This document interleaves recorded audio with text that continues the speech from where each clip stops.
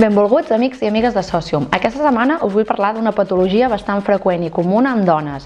És la candidiasi vaginal. Hi ha altres tipus de càndides de la família Candida albicans que solen produir aquest tipus de fong a altres parts del cos, però el més freqüent moltes vegades és en dones i en aquesta zona.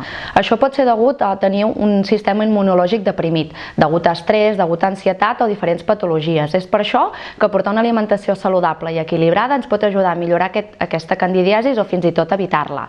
És important, quan tenim aquest tipus de fong, fer un consum adequat de làctics, ja que aquests poden millorar la nostra flora intestinal. També és important portar una alimentació equilibrada i saludable, amb un consum elevat de fruites i verdures i, sobretot, un consum d'all.